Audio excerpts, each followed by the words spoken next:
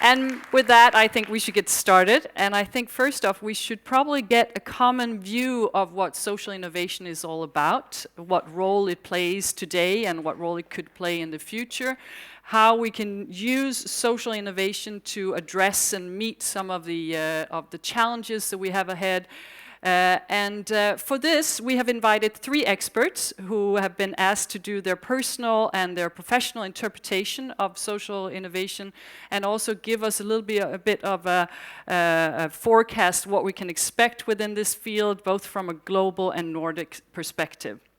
And first out, we meet an author and a globally recognized pioneer within the field of social innovation.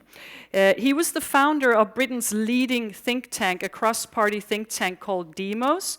He's also served as a director of the Prime Minister's Strategy Unit and the director of policy under Tony Blair. And he's currently chief executive of the UK's National Endowment for Science, Technology and Art, also referred to as NESTA. Please welcome Goeff Mulgan.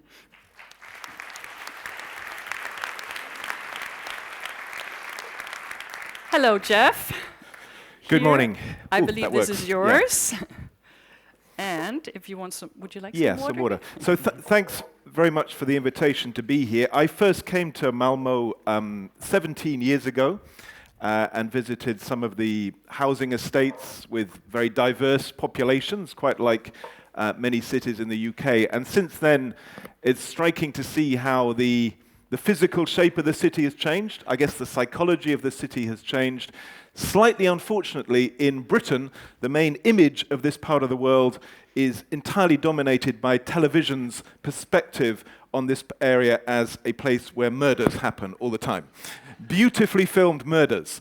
And it's particularly unfortunate, therefore, that we are meeting in a slaughterhouse. But perhaps it's appropriate because what I think we're talking about here, and what to me social innovation is really about, is life. Is actually about making a city more alive, making government more alive, making our brains more alive. And what I'll try and do is give a little bit of a flavor of some of the things happening around the world in this space. So as you heard, my day job is with an organization which sounds a bit distant from social innovation. We are the Endowment for Science, Technology and the Arts, but increasingly in recent years, we've directed our research, our investment, our practical programs into fields like healthcare or running public parks or increasing volunteering. New tools for democracy is a big program at the moment. So we are part of a much broader movement which I think is redefining what innovation is and what innovation can be. We have about 200 projects underway at any time. I won't say anything about them, but do look at our website if you have a moment.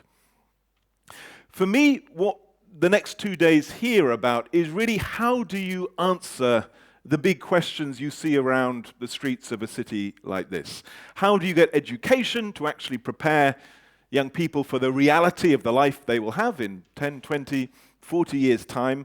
How do you change health from really the 20th century model of health, which was all around hospitals, to very different models of self-care, preventive care? How do we get our economies to generate the right kind of jobs, opportunities? How do you get new technologies to actually be good for people, good for society? And of course, how do we integrate the flows of refugees we've got coming through? Now, I'm not going to claim that social innovation is the only answer to any of these questions, but I think any approach which doesn't have social innovation as part of the answer is missing something really important. And I think this part of the world should be able to lead on this. I can't answer, your question here. I hope you will answer that. But Scandinavia remains incredibly well placed in public services, in welfare, your big firms like your Ericssons, but also, perhaps more surprisingly, at a global level, Scandinavia is doing very well in some of the other elements of innovation. A few weeks ago, not sure if you can see this, we published an index looking at the big cities across Europe and how well they were supporting digital startups, digital scale-ups. And as you can see, I hope just about from here, the big cities of Scandinavia are doing pretty well, very well. And in fact, the big European problem is the South is doing much less well, the South and the East, whereas the North is adapting to the digital age in all sorts of ways. Another version of this is a piece of work we've been doing this year looking at cities globally and how well cities are supporting entrepreneurship, innovation of all kinds through their procurement, their regulations, their infrastructures. And again, if you're interested, just last week we published a Nordic analysis looking at the big Nordic cities through this lens. And again, the cities are doing pretty well. Much better in many ways than the cities of Asia or South America or even North America too. And that was not inevitable. 10 or 20 years ago, it looked like we might be being overtaken. So this part of the world has the building blocks, the resources, the capacity to lead in innovation. I think the key question, though, is if you look at these kind of challenges like refugees in the Mediterranean, aging and isolation, waste, some of the answers will have to come from perhaps what used to be the core of the Nordic model.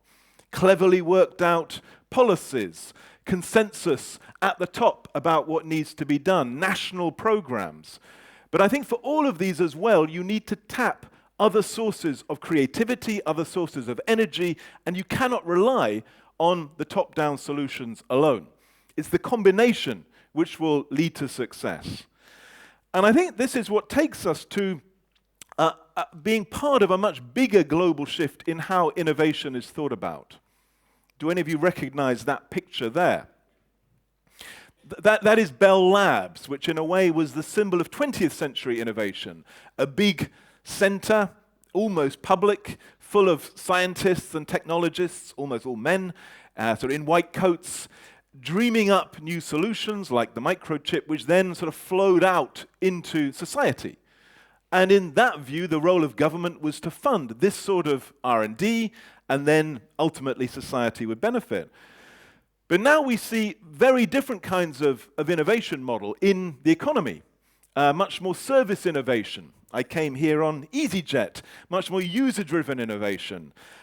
Companies like Apple with design-led innovation, very little R&D. I don't think Apple has ever come up with a genuinely new technology.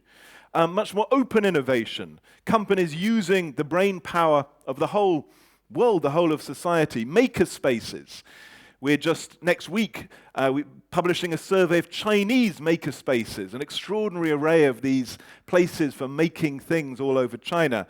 And of course, social innovation, I think, is part of this much bigger story of really multiplying the methods we use to generate ideas, to generate solutions, and to test them. And what I want to say a little bit about is how that sort of methodology, the toolkits, are changing around the world. And this is a sort of spiral which we developed just to make sense of the methods you use at each step of the journey of innovation. And I'm sure this will become clear through the next day or two. So first of all, how do you, how do you understand your opportunities or your challenges? How do you generate ideas? How do you test them? How do you deliver them? How do you scale them? And ultimately, how do you change your whole system? We have around the world now a whole array of institutions which didn't exist 10 years ago, which are trying to give institutional form to these tasks in exactly the same way that the science system in the 20th century gave institutional form to the job of invention, research, development, commercialization. And these are a few of them. So we have social innovation parks in the way that we used to have science parks. We even have social science parks in Cardiff in Wales. We are launching one next month. Networks and exchanges, social innovation camps. There are many now government social innovation funds from Hong Kong and France to Australia. Probably now thousands of incubators. Obama's had an office of social innovation in the White House now for 7 years.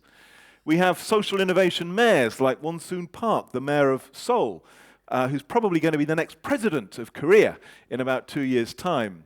We have prizes, we have new financing tools like social impact bonds, and we have an array now of corporate social innovation initiatives as business tries to get beyond the slightly so flawed models of corporate social responsibility to direct the capacities of business to solving social problems. And all of these, I think, are to complement structures, policies, systemic reform, and to complement commercial technology innovation. They're not alternatives, but if you don't have these things, you won't be able to solve the big problems like aging and so on.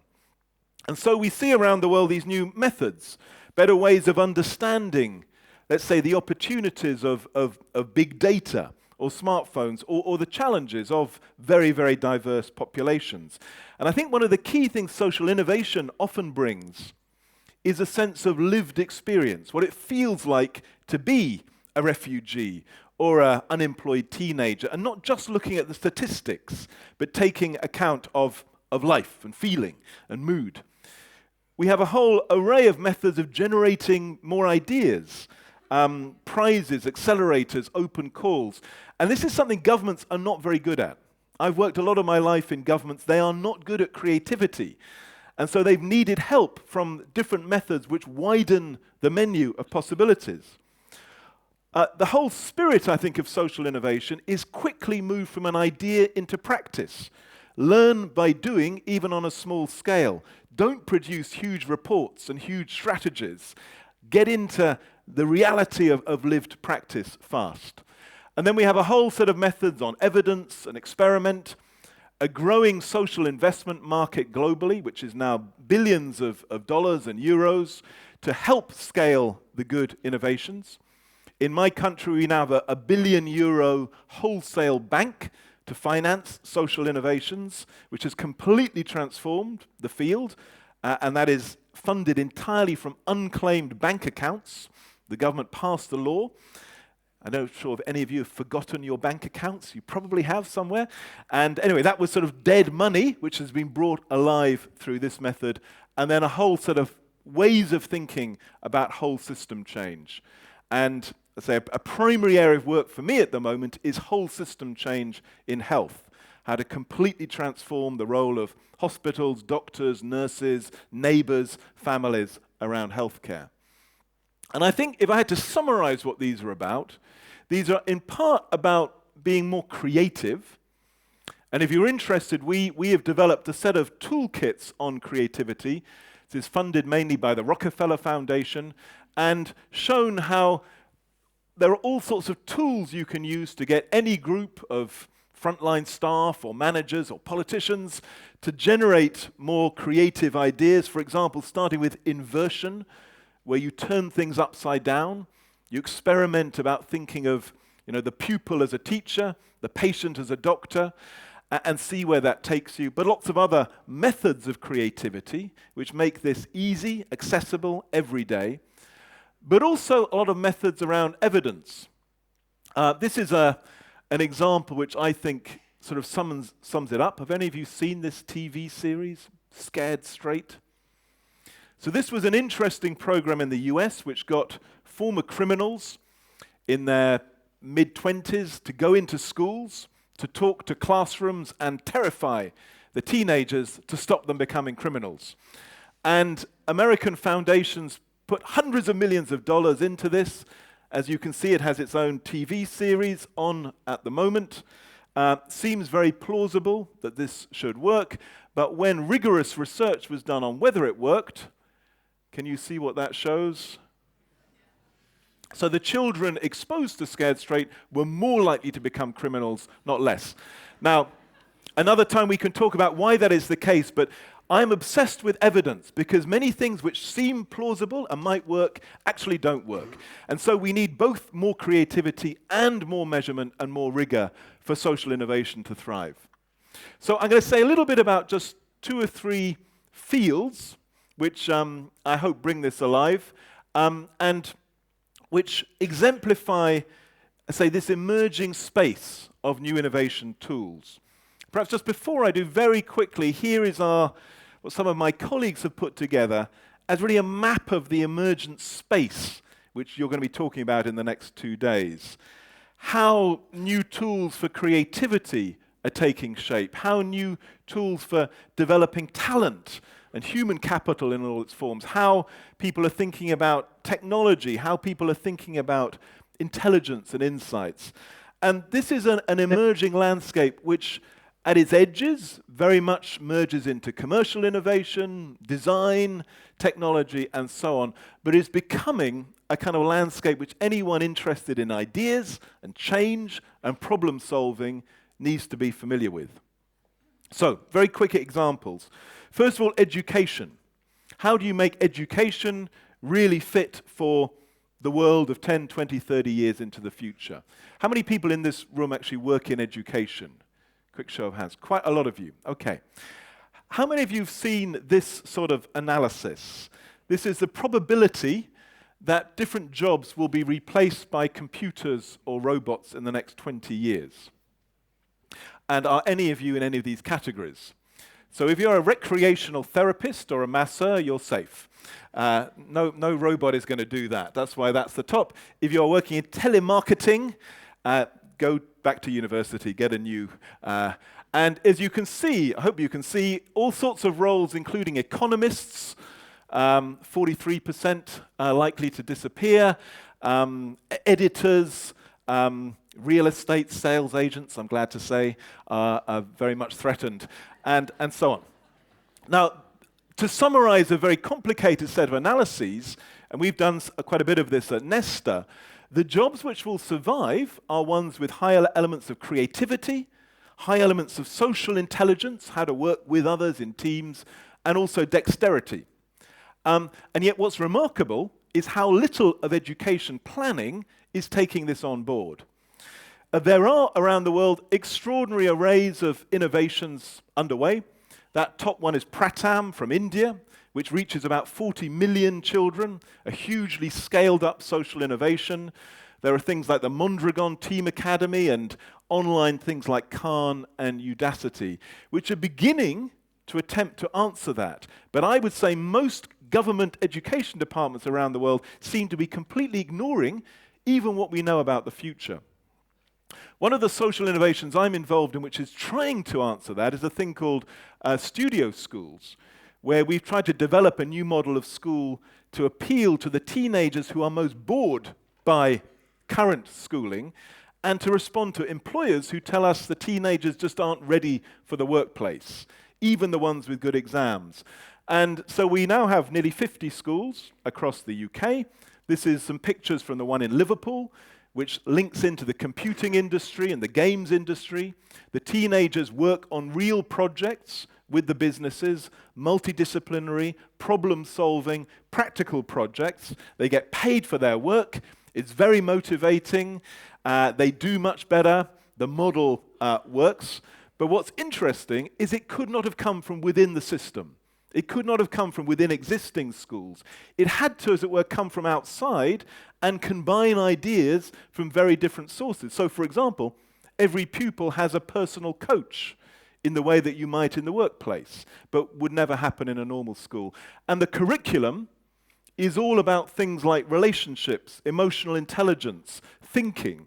It's not geography, history, physics. This is the core of the curriculum, and through this you learn the traditional subjects. Now again, this is an innovative approach. It might not have worked. We've done the evidence, we've done the trials, it does work. But it could only come from an innovation approach where you allowed completely new schools to be set up to embed a very different ethos of how they should work. A completely different example is money. Now, I'm going to give my last two examples are deliberately a long way from things like refugees or social care, because I think social innovation is getting into some surprising spaces. So, have you thought about how money might be organized in the next 20, 30 years? Well, one of the most successful recent innovations is a thing called M-Pesa, which actually probably many of the refugees arriving here do use. This was developed in East Africa as a social innovation project. It now has tens of millions of users. It uses the mobile phone to transfer money. It's far more efficient than Europe's banking or money transfer systems, much simpler, much more reliable in many ways. But again, it could only have come from outside the system and probably couldn't have happened within Europe or North America because it's a radically different way of thinking about how money could be organized. But it's cut the costs of money transfer very substantially. And a sort of next phase of this is trying to cut the costs of remittances and of passing money from perhaps someone earning in Malmo to a family in Somalia or Pakistan. The next version of this is around blockchain and Bitcoin. At Nesta, we coordinate a thing called Descent, which has been developing new platforms for democracy, but also new platforms for money. And I think the blockchain technologies which lie behind Bitcoin have an enormous social potential. I think they could revolutionize how we do law, how we invent local currencies, parallel currencies, and so on. But the only way we'll find out is through systematic experimentation, research and development, and so on. And at the moment, far too little of this is happening, and these sort of technologies take years to realize their full social potential, in the way the mobile phone is only now being used on a large scale for healthcare or for money transfers and so on. So I hope at some point in the next 2 days, since this is such a technology-savvy country, you think a little bit about what are the leading edges of technology change, which should be part of the social innovation story. And the final example, maybe linked to that, is about data. So earlier this year, we did a big study of digital social innovation projects across Europe. There were, I think, 800 of them, some in energy, in open knowledge, in education, all sorts of experiments using digital technology to radically rethink how everyday functions worked. One small strand of this is data. And data is transforming, already has transformed the mainstream economy. Every time, you shop on Amazon or you walk along the street, you leave a data trail behind you. And the question here is, how do we again turn that to a socially useful end? So one of the things we've been running at Nesta in the last year or two is a thing called the Open Data Challenge Series, where we persuade people like the Mayor of Malmo or a government department to open up some of their data, and then we let anyone come together in teams to try and turn that data into something useful and valuable. So, for example, in housing, we just ran one a few months ago, which has generated a new way for social housing tenants to swap apartments. We have ones on energy, which enable communities to come together to purchase energy much more cheaply. And I'm just going to show the one from education, which has just gone live now, which is a very simple idea of combining data on pupils' performance in schools with a whole series of other data sets in the labor market, so that if you are a teenager thinking about what subjects to learn, you can find out what careers might be open to you, how much you might be paid, even how happy are you likely to be in different careers. Now this is, in a sense, turning the whole world of private data, which is owned by the Googles and Facebooks and Amazons, but turning it into something socially useful and very, very cheap. And I think this is going to transform how we think about really how a city works, how a nation works, how our daily lives work. So those are just a little flavor of a few, I think, interesting areas of social innovation. I want to end with just one quote, which is about politics. And how does this link to politics? And I said at the beginning, I don't think social innovation is the answer to every question. It's not the answer to the refugee crisis or the aging crisis or the climate change issues being talked about in Paris in COP21. But it is a significant part of the answers to all of these. You do need the top-down and the bottom-up. You need all the different kinds of brain power and innovation applied to these big problems. And the quote I want to end with comes from a man called Roberto Mangabeira Unga, who's a professor at Harvard. He taught President Obama. He's also currently a minister in the Brazilian government.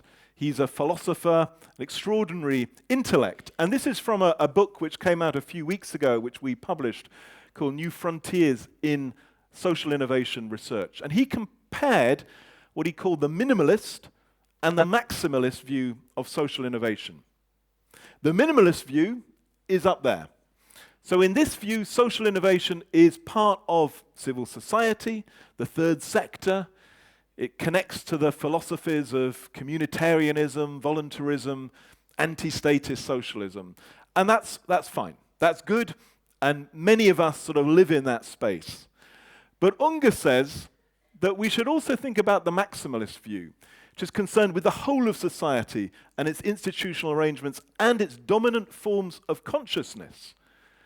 And at its maximalist best, the social innovation movement does the small initiatives that have the greatest potential to foreshadow, by persuasive example, the transformation of those arrangements and that consciousness. So what that's saying is every small project you do, it has to work at a small scale, but it's also trying to really reimagine what a whole society would be like if that was generalized. If your way of doing a school was generalized, your way of doing health, your way of doing money, your way of helping refugees. And I think this is a very radical idea of a politics which is constantly renewed from the grassroots, from the collective creativity of the society, and not just from the brains of a few people at the top in the capital city. And if you're interested, he has explained this much, much more. And let's turn social innovation from an interesting, but if we're honest, quite marginal idea into something which is perhaps absolutely at the center of how a Nordic model now needs to be reinvented to work for the 21st century, and I hope then to teach the rest of the world how to be happy places without too many slaughterhouses. Thank you. Thank you so much, Jeff. Thanks. Very, very interesting. Thank you, Jeff. Now we have with us a woman who can certainly give us a very good picture of how social innovation can really work in an everyday context. She's the director of Kennisland, which is an organization with a mission to make society smarter and to empower people to learn and to renew themselves continuously.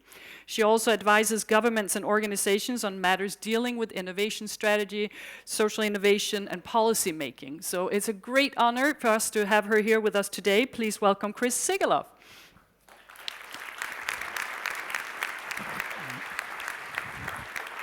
Hi, Chris. Thank you. Hello. Welcome to Sweden. Thank you. Thank you. Okay. I'm gonna start taking you to last week. And I had a special week last week. I normally run a think tank called Kennisland, based in Amsterdam. But last week with my team, I actually spent a whole week here. And this is one of the shelter homes for youth in Amsterdam. And I just give you one of the rooms. It looks like a prison, but it's not. So it's for youngsters who cannot really live at home, have problems. This is kind of the view from their window. So it's kind of terrible. You're in the room all the time, but you almost smell the Kentucky Fried Chicken coming through your room. And I don't know who ever thought of making kind of an aquarium in the middle of the building, but this is there. And so we were walking around. And we were here because the directors of all the youth care institutions in Amsterdam, they are busy with a project in which they are thinking about how they can actually improve the care for youth. And it was interesting because when we were talking with them, they were only talking with the professionals and the policymakers. And we actually said, well, if you're thinking about how you can improve care for youth, wouldn't it be interesting to get the youth on board? And so they said, okay, you do that then for 1 week. And of course we thought this is a bit silly, but we'll take it on. We'll do it for a week. We'll go into these organizations and we'll start talking with young people. So here are some watching some football game, and we started talking, and we had conversations for 4 days. We talked about with youngsters living in these shelter homes about their lives, about what had happened, about their future plans, and also about how they experience the care. And we really tried to have the meetings in their rooms and as kind of local and informal as possible. And this is, you see me sitting right there, and this is our team for this week, this kind of mobile team.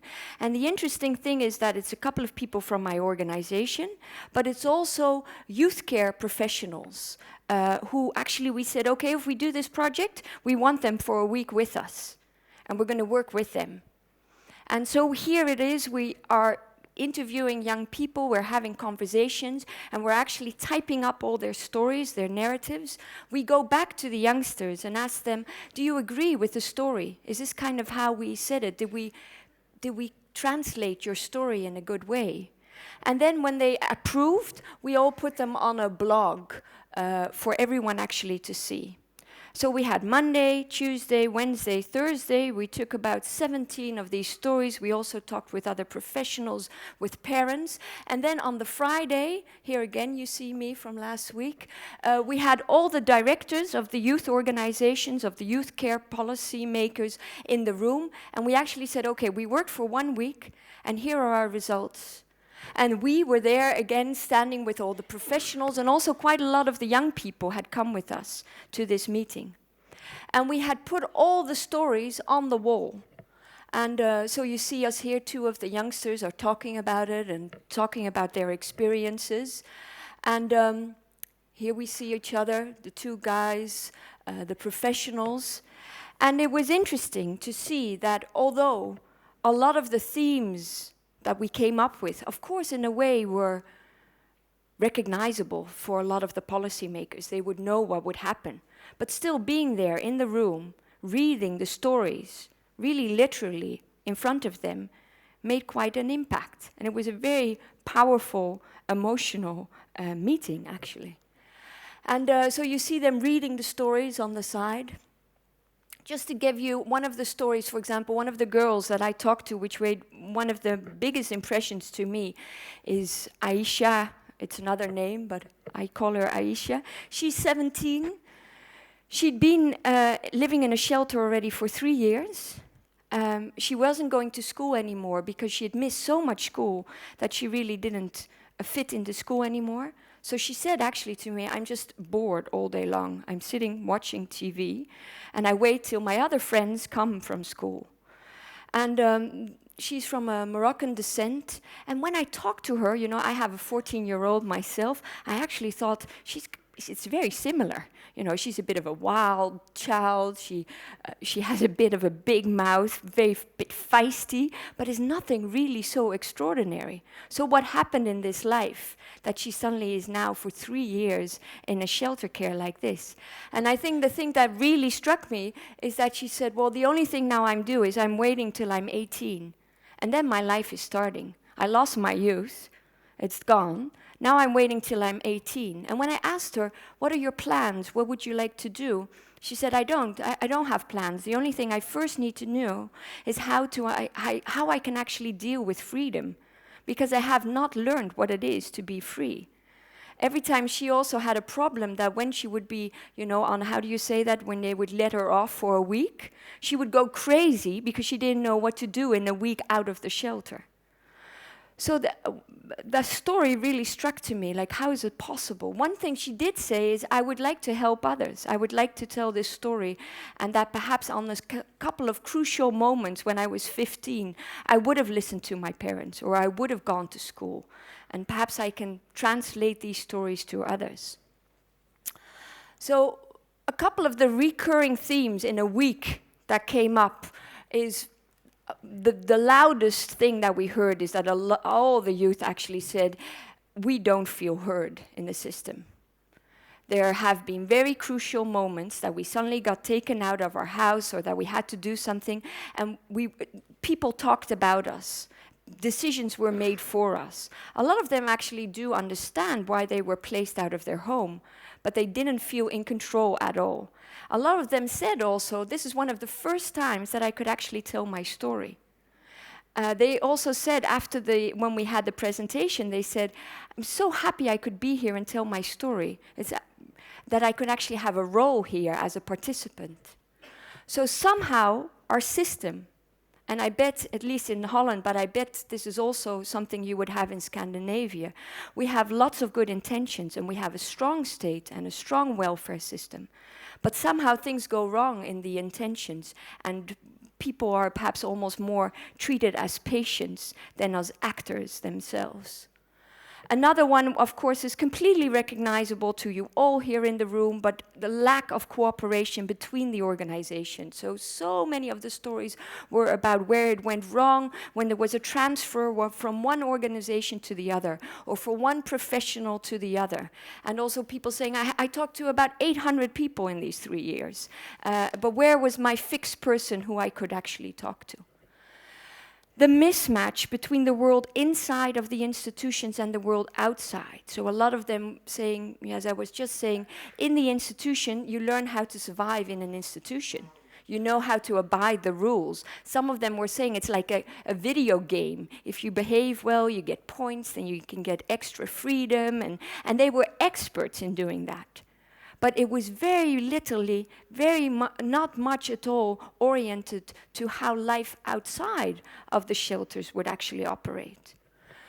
And the last is also a lot of the services that are in place. A lot of the youngsters would say, well, it's worthless, so therapy session, creative sessions, aggression workshops, and of course, but there's so much in place, but hardly ever really tailor-made for the youngsters themselves. One of the good things they liked was their personal mentor, but a lot of the other services were not. Now, you might be wondering why I'm going in such a detail into this kind of small story, and perhaps personal story of a 1 week quite a big experience for me. But this is actually because I think in this story there are some lessons or some clues that we could take about social innovation. And perhaps some clues that when we are looking for a Nordic model, that perhaps we can take on board. And the first one is that too often, I find, also in the rhetoric, social innovation is portrayed as something that social innovators do. And when I look in Holland, or when I look also at the European Commission, it's almost always social innovation is something for you there, but not really for us. And I actually think that a welfare state like has been developed in the Scandinavian countries and also in the Netherlands, so which is perhaps even different than the Anglo-Saxon, is something that we should be proud of. And social innovation very quickly becomes something is a bit anti-government. That it's like, well, okay, in Holland they're also using it like this. Well, we have the participation society, and youngsters should help themselves. Well, if you look at these young people that I was talking to last week, you're very happy. I'm very happy that there is a government. I'm happy that there are professionals who can help these kids, because I wouldn't want my kid only to be helped by me who can't help her anymore, or by parents or by uncles or aunts. I think we do need a system in place. And I think, of course, I completely agree that there is much more talent and creativity and potential we can use in society as a whole. But I also think government needs to change. And this is something I think is getting a bit too little of attention. So how can social innovation be also a program or a movement to create a better operating system? So this is the first one, and this is also the thing, of course, if we, there's a lot of focus on social entrepreneurship, which of course is good, but is that the role that we want? Do we want social entrepreneurs and social enterprises taking over very core aspects of our society? I don't know, but at least I think that's one of the debates, and we shouldn't too quickly say, oh yeah, let's organize everything by social enterprises. The second one is that I think a lot of the language also in the social innovation area is very much about solutions, like how can we create new products and new technologies, and we can think of all these solutions, and of course it's great, perhaps we can come up with a peer-to-peer network for youngsters who can help themselves and help each other. I completely am in favor of those things, but I do think that the core of social innovation is about building new relationships. It's building new relationships between citizens and the institutions, between professionals and citizens, between citizens together. And it's actually this building of new relationships which is really the hard work. Thinking of a solution or a new technology or in a way that's easy. And of course we need a lot of the things that Jeff was talking about, open data, but open data as such is not really gonna, it can be a first starter. But it's interesting because it could change the relationship between the government and the people. So I would actually say, can we focus much more on how do we create different relationships, how do we create different interfaces, and not be too quickly about focusing on products and solutions. And for example, you do see it a lot when you look at the social innovation competition. Actually, tomorrow there should be the final event in Brussels, in which we are also part of. But it always strikes me when they need to choose the winners, and I'm not going to tell you who the winners are, of course, but it's always that the ones that are very technological savvy, that it's a product, which you can almost say this is going to be a startup and we're going to scale it, those are mostly prone to be the winners. While the ones that are a bit more difficult and are about longer-term changing relationships often don't get into the prizes. So this is another one. And my third message would actually be that social innovation, a lot of the conferences on social innovations, we talk a lot about methods and new approaches and new ways of organizing. But I do think it really starts by talking about values. And it starts by asking the question, in what kind of society do we actually want to live? And what do we envision for the future? And if I bring it back to the youngsters in the shelter homes, it, for example, starts on what are the underlying principles of how our system is organized. It's very clear, for example, when you look at the shelter homes, that the basic principle is safety. The task of the government is to keep children safe.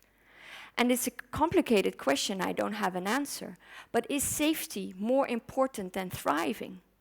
Is it better that Aisha is in a place like that where she's not thriving, but she's safe? Or would we actually say our main goal in society is that people thrive, and then perhaps they are less safe? Well, at least start thinking about these values, about the principles of what we really find important in society, I think is the main question for social innovation and also where it should start. So, and this is also not that we will all agree. So this means having arguments, having feisty debates about, this is actually about politics and what kind of country do you want to live? And what do you expect from your policymakers? And what kind of welfare state do we want to live in? And what is the role of the government in that? And what do we say that people should be accountable for? And so if I wish you one thing for the coming 2 days, it's having a lot of these debates together. And perhaps also I hope you are inspired by lots of methods and models, but the foremost thing I would really hope that you have is debates about how you want to see the future and how you want to see Sweden and the Nordic model, and what you actually expect and hope. And so yeah, these would be my hunches and first ideas for a Nordic model, which is completely not up to me, but I do find it a very challenging and interesting question that you have here the next 2 days. So I think that's it. Thank you very much. Thank you, Chris. Thank you. Now, I love the idea that Jeff talked about social innovation mayors, and I think that if anyone can live up to that, it would be our mayor. And she has actually been the mayor since July 2013 here in Malmö, and she's our next speaker. And we've asked her to give her personal view on social innovation, but also include some of the politics and policy aspects of the whole thing, and how that can really play an important role to sort of carve up the field, or to make possibilities for social innovation. So please welcome Katrin Stjernfeldt Jammeh. Hey, Katrin. Okay, thank you for that very nice presentation, and thank you very much for your presentations this morning. I think it's really interesting to listen to different perspectives. But first of all, I would like to welcome you all to Malmö and this Social Innovation Summit. And Malmö, as most cities and the whole of Europe, need a lot of new social revival. We are facing big challenges all over the places, actually. We can see it when it comes with a high degree of urbanization, when it comes to discussions about air pollution, when it comes to discussion about migration, and so on. And we all face the same kind of challenges, but I think it's important to see that we have to find different solutions to meet it. And to me, as mayor in a fast-growing city, it's obvious that most of these challenges could be met by really active cities. I think we, in the cities worldwide, could create good opportunities to find ways, new ways to find solutions. And I think it's, actually, I think the cities worldwide could be important parts in forcing different parts of society to work together. And I think in Malmö we tried quite a lot last years to involve the civic society, to work closer with the universities in our area, with the inhabitants in our city, with the business sector and so on. And I tried to speak a little bit about how I think politics and policies in general could be part in creating good conditions for social innovations. First of all, just let me talk a little bit about my favorite theme, and that's the city of Malmö, of course. Just give you a short, brief picture of the city. As many of you may know, the city has gone through a major transformation the last 20 years, from a typical industrial city to the city that we see today, a young, modern, and global city. And as a matter of fact, our inhabitants are very young. 50% are 35 years or younger. 40% are 29 years or younger. And the fastest growing group are 1 to 5 years old. And that's really something I think lots of mayors worldwide would envy, but it's also a challenge to make sure that you create a city meeting all those young people's needs when it comes to city planning, for example, and when it comes to change the authorities to meet the young people's needs. Well, since during this time we have seen that lots of people would like to live in our city. 5,000 people. We're growing with approximately 5,000 people a year. And I think when it's come to the situation with migration in Europe right now, we will have to make new forecasts when it comes to the growing of the cities.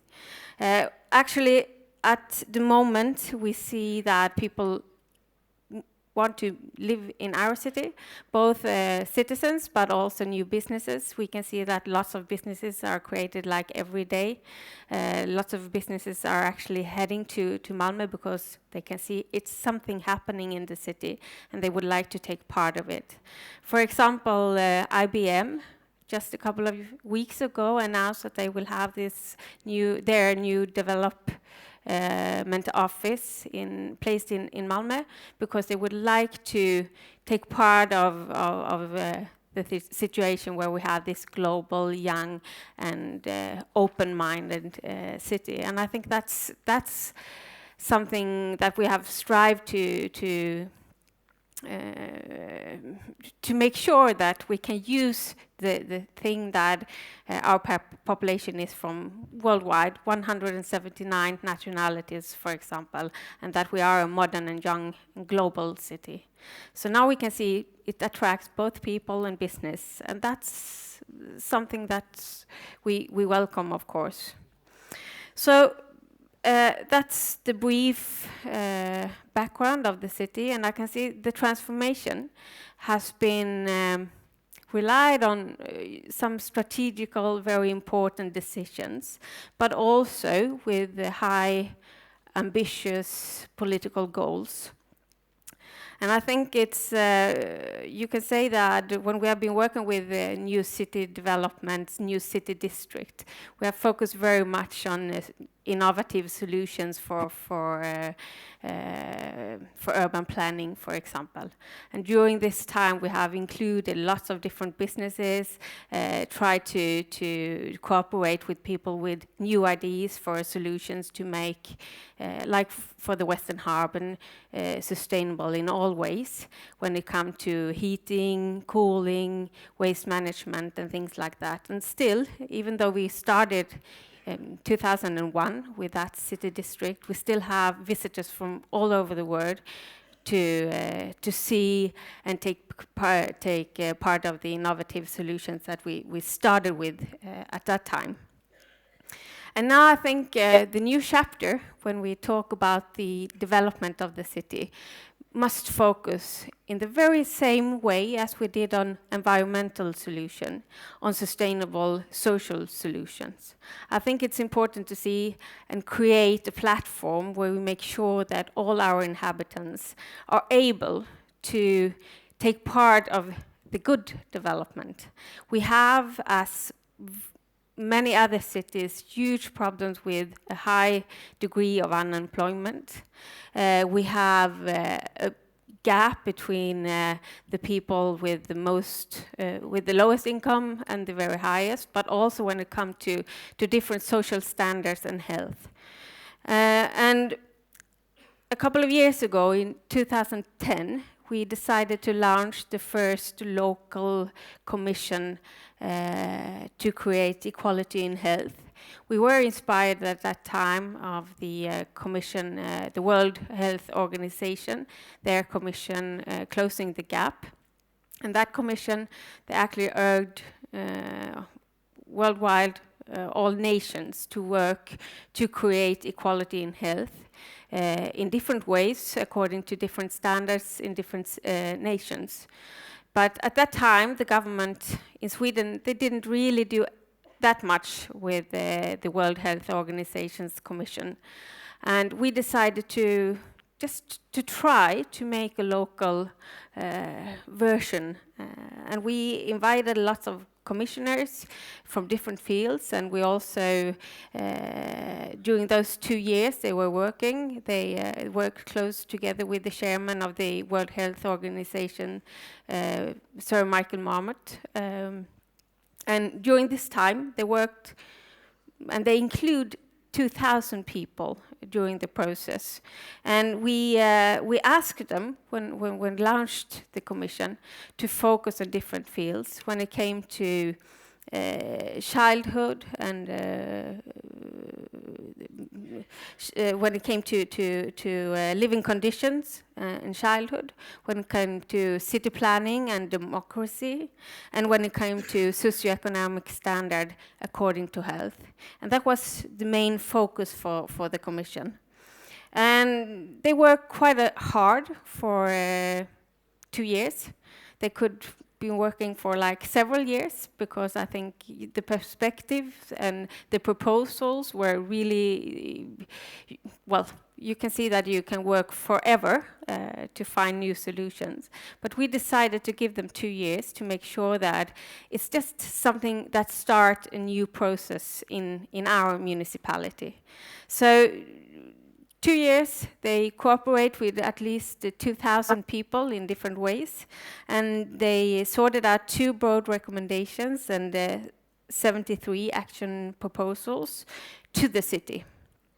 And you can say that the 2 main recommendations were to work in a different way with social investments and to work in a different way with knowledge alliances.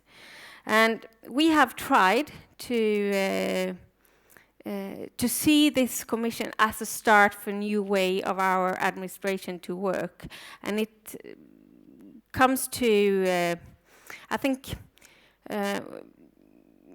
it's easy to have this checklist with the proposal to say, let us do this, let us do that, let us do this. But if we would like the way that our organization actually changed to be more inclusive, to work in a different way when it comes to economical investments, you have to work very strategical in all different parts of our organization. So we try to work with this social investment, to do different calculations before we have this annual budget meetings, to try to see whether we can make an investment to have a better outcome a couple of years from now. And we try to have all our parts of organization to think in that way. And this will take some time before we can say that we are really successful, but we started something, and I can see that we are in need of some changes when it comes to legislation and things like that to make it easier for our organization to work in that way. And then we launched, for example, just to give you some concrete example, a new platform how to work with the businesses in the city. We decided to have a couple of meetings, and we decided to invite 30 different businesses, and more than 400 businesses announced their interest to take part of this. 400 and just 30 seats. So now we have been working with the 30 that was really pinpointed, and then we try to find new ways to have all the activities and all the interest that all the others really showed us in the beginning. And then we work in we try to make a new deal with the local civic society to have an agreement on how to develop different part of the cities, and to see where the civic society could do more than they actually do today. Not that we give them the thing to do all by themselves. It's not that the municipality will back down and say, well, we give it to you to deal with. But we try to find new solutions of cooperation. I think we can see that lots of things is better if others do it than our city administration. And we have different perspective into it. Another way I can see that we work with a private-owned property company, for example, when it comes to refurbing some of our city districts. Like Trianon, it's a private-owned property company, and they refurb one of our city district, and they also offered some of the people living in their flats today the possibilities to work and have an education, and it is in an area where you have a high degree of unemployment. So you have to, we try to make and we connected so that he's able to even build more flats in the area. So we try to change the area while refurbing it, while make social investments, while creating new possibilities for people to stay in the area or to move into the area, to make this new kind of meeting points. And another part of our strategy is to work with our goals for our organization. We used to have 33 different goals, all very specific.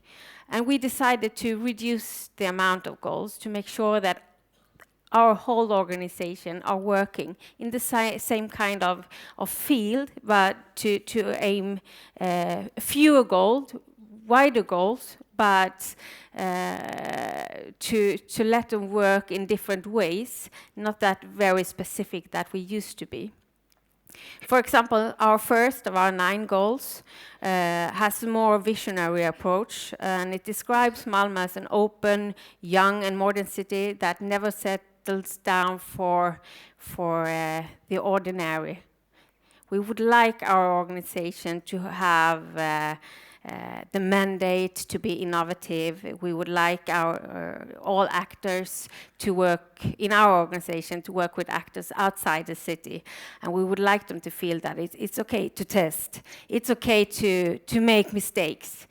We would like you to find new solutions, and we would like you to do it together with others.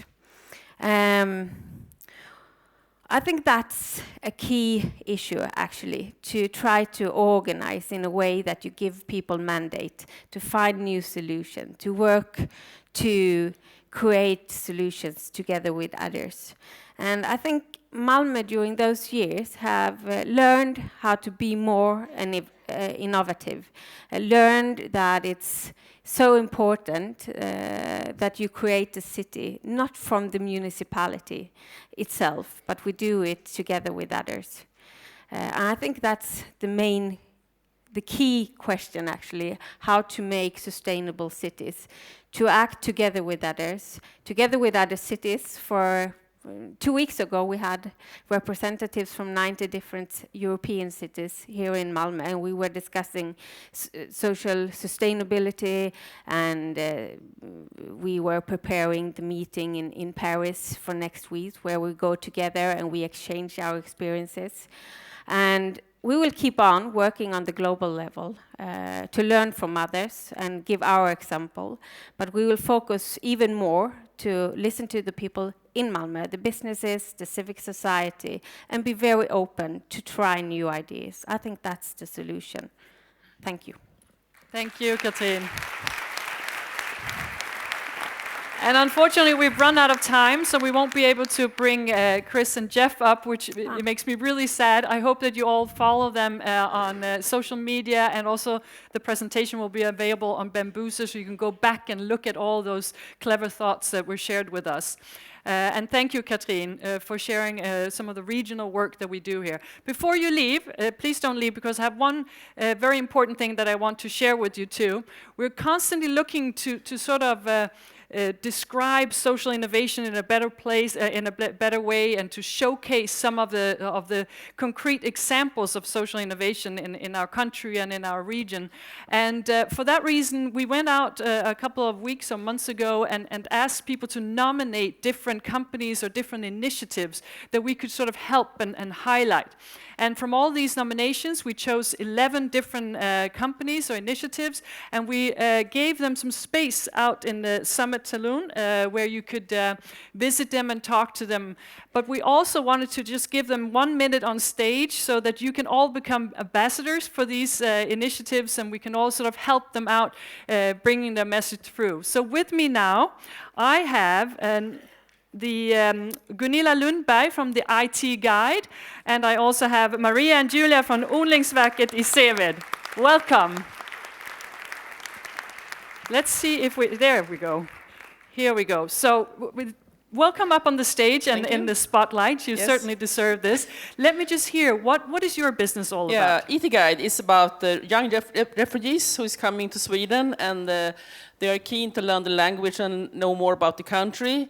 And we found out that the best solution is to learn seniors about internet.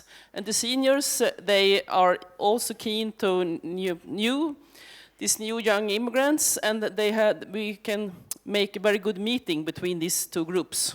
So the young people will go out and they'll help them with technology. Yes, we have started. And we call it the internet cafes for seniors. So wonderful. Yes. Wonderful. And if you could have one wish, how can we help you? We want to start. We have this method, and we have developed it for about 3 years now. And we want to start it. It's in all over Sweden and also in all over Europe, because the young refugees are growing, and also the seniors are growing. And also, you need e-skills for everything in these days. So there are three good things that we can manage in a good way. Yeah. So a broader audience out there on a wider perspective. That's your wish. And you will be out there in the exhibit area. So IT Guide, please go and talk to them and see how you can help out. Okay, wonderful. And also we have Maria and Julia. Yeah. You can speak Swedish if you want to, but I'm sort of in my English mode now. We're from an NGO, a non-profit organization called Odlingsverket Seved, maybe translate into Growers Network Seved. We're based on Seved, which is Seved and Sofielund, which is an area in Malmö where there's lots of unemployment and social issues. It may be in media that they say that it's a very, problematic area. And the Growers Network has been active since around 2010. So we're a network of lots of growers in the area, and we create green meeting spaces to create meetings between the younger generation and elder, and with people from different backgrounds and stuff like that. That's a wonderful idea. Yeah. And we have 2 community gardens here in Malmö right now that we take care of with our members. And we also have 11 beehives. So we think it's super important to have this knowledge about how nature works, and to do it practically with our members every day. So you can kind of say that we have partly the social, how we work social in the area, and also how we work for just spreading knowledge about sustainability and Is there any way we can help you, or any wish you have to make your everyday life easier? We constantly are, in parallel to all the work that we do every day. We also search for, fundings and money to, just get the whole project going. It's not a project anymore. Like we've been here we are a part of the area for 5 years now. So just to have this whole kontinuitet. Yes, Så säger man det på engelska. to be able to continue your work at least. Actually, to have some stability in the organization. So that's what we're hoping for in the future. And one great way to start that could actually be during lunch, because during lunch there will be a meeting with investors and with the intervener, media, and the social entrepreneurs. So you could grab your lunch and then you could go to, I can't remember what the room is right now, but there's a room where you will all meet. So that might be a place for you to hang out. But meanwhile, you will be in the exhibit area out here, so we should also go and talk to Odlingsverket during our break. Thank you so much. Thank you. And having said all that, it's time for a break. After